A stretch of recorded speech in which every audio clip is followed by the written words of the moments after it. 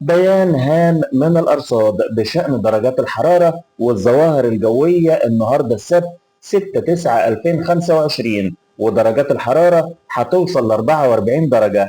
وفي البداية بفكرك ما تنساش تعمل لايك للفيديو وتعمل متابعة لصفحتنا عشان يوصلك كل جديد. النهاردة السبت 6 سبتمبر 2025، هيئة الأرصاد طلعت بيان مهم بيخص درجات الحرارة والظواهر الجوية، واللي بيميز البيان ده إن في 3 معلومات محدش ينفع يتجاهلهم. أول حاجة، الطقس شكله متقلب بشكل واضح. الصبح بدري الجو هيكون معتدل، لكن مع دخول النهار هنشوف ارتفاع كبير في الحرارة والرطوبة، خاصة في القاهرة الكبرى والوجه البحري والسواحل الشمالية. أما جنوب سيناء فالجو هناك شديد الحرارة، وبالليل كمان الرطوبة هتخلي الإحساس بالجو أصعب. يعني حتى فترة الليل مش هتكون مريحة زي ما الناس متعودة.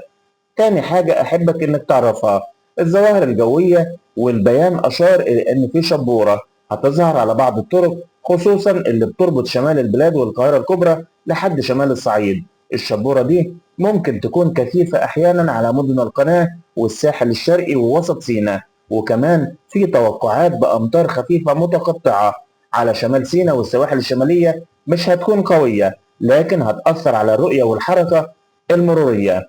كمان البحار ليها نصيب. البحر المتوسط هيكون هادي لمعتدل بأمواج ممكن توصل ل 2 متر إلا ربع، لكن البحر الأحمر وخليج السويس الوضع مختلف شوية، أمواجه لحد 2 متر، ورياح شمالية غربية ممكن تخلي الملاحة مضطربة أحيانا. أما تالت معلومة ودي الأهم، نصايح الأرصاد للمواطنين. الهيئة شددت إن أي حد لازم يتجنب الشمس المباشرة، خصوصا بعد الظهر. محتاجين نشرب كميات كبيرة من المية ونلبس ملابس قطنية فاتحة عشان نخفف من الإحساس بحرارة الجو. وده مهم جدا لأن ارتفاع نسبة الرطوبة هو اللي بيخلي الناس تحس إن الحرارة أعلى من الأرقام المعلنة. ولو جينا نبص بقى على النهاية، درجات الحرارة المتوقعة النهاردة: القاهرة الكبرى 34 درجة، لكن الإحساس الفعلي ممكن يوصل ل 36. مدن زي العاصمة الإدارية وأكتوبر والزقازيق والمنصورة وطنطا ودمياط وبورسعيد وإسماعيلية والسويس العظمى من 33 ل 35، والمحسوسة 36 درجة. شمال الصعيد ما بين 37 و 39، والمحسوسة لحد 41 درجة. جنوب الصعيد الوضع أصعب، الدرجات من 41 ل 43، والمحسوسة بتزيد عن 44 درجة.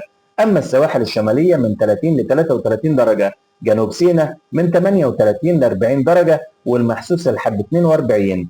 الخلاصة إننا قدام يوم شديد الحرارة في بعض المناطق، والاحتياط واجب، خصوصا مع الشبورة والأمطار الخفيفة. السؤال دلوقتي، أنت شايف الجو الحر والرطوبة أصعب، ولا الشبورة اللي بتعطل الطرق هي التحدي الأكبر النهاردة؟ وما تنساش في النهاية تعمل لايك وشير للفيديو وتعمل متابعة صفحتنا عشان ما يفوتكش أي خبر جديد.